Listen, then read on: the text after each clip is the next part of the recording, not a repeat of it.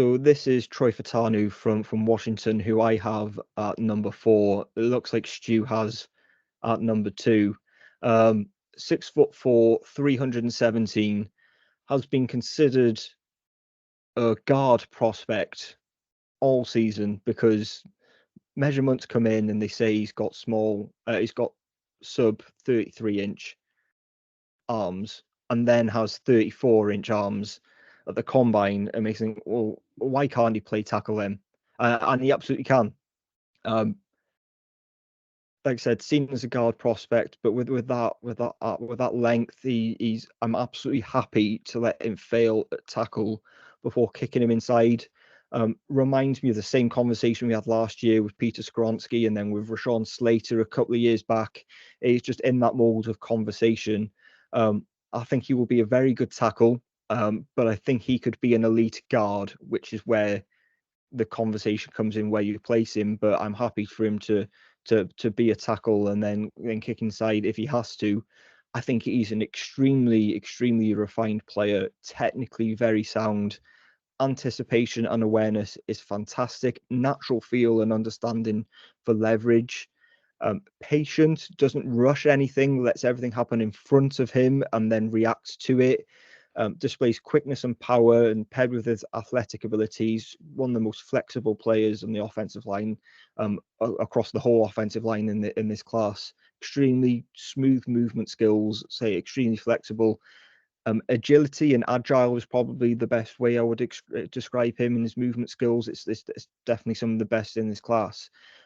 Energetic footwork makes his how he maintains proactivity and aggression easy. In pass protection, long kick slides, eating up ground, generates leverage and power through his hands. I'm not leaving you a lot to go out there, Stu, I know, but there's a lot there to like. But I don't think I have him at 4 because I don't think his ceiling is necessarily as high as the other guys that I'll have ranked above, but he is more polished. He doesn't really have a lot of weaknesses to his game.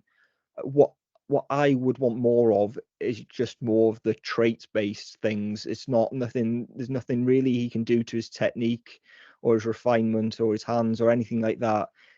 It's more I would like a little bit more weight and maybe a little bit more size, and more raw power. I think would be nice to see, and it's maybe why he may be best placed inside. The hand placement when working the outside could be a little bit better, hence why I think he could be better inside, but I'm more than happy to let him fail at tackle first. I had a real conundrum of whether to keep him at guard or not, because I think he could be a Pro Bowl guard for years to come. He is that good, but why move him? Because he's been more than good enough at tackle, so I will let him fail at tackle first. But yeah, it's such a refined player that he's really good. Yeah, Troy Fautanu from Washington is my number 2. I was actually surprised myself that he was my number 2. Yeah, but I really liked watching him. I think he's rugged, but plays with control. I think he's been really very well coached. He understands how to play football. He understands his assignments. His footwork is very good. He's very nimble on his feet. He pulls and climbs well. He's well balanced. He reaches his blocks well in the run game. The one word that I've got here, and you mentioned, is proactive in his passing sets. He understands what's coming. He knows how to set himself very well. He's very cerebral. He thinks things out and is very strategic in what he does. There's not a lot of wasted motion with him. He's got aggressive enough hands. He's really good in pass protection. He's good in the run game. I think you've got a really well-rounded player in there. Yes, he's maybe not the most traitsy guy in the world. But yeah, you talked about some guys who've had that flexible tackle guard flexibility. We've talked about, Slater, Skoronsky, Vera Tucker has been playing. He's played at tackle as he's well. probably the comp, to be honest. I think he fits in that mold of those kind of guys. I just think that if you get Troy Fautanu, he's going to be in your best 5. Yes, some people will see him as guard. I think he's very capable of playing at tackle. He's shown he has an understanding of how to play at tackle. And for me, I just thought there was so much to like in his game that I had to rank him highly. Yeah, interesting. I don't want to speak about him, but was the fact that Washington played him on the blind side did that come into your evaluation at all? Because obviously Michael Penix being a left-hander, Yeah. that normally that you would switch it and you would have your best tackle on the right side. The fact that they played him at left and they actually moved Roger Rosengarten over to the right side to protect the blind side, that didn't bother you at Doesn't bother all? me.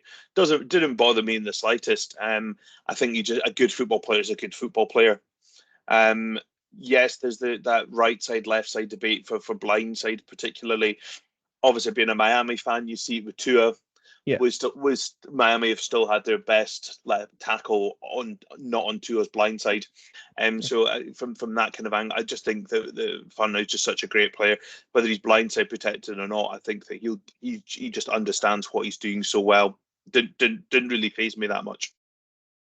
It was just something that crossed my mind as well as I was watching film, and then saw that they actually had made a conscious decision to move Rosengarten over, and then Fontenot jumped in at left tackle, and made just.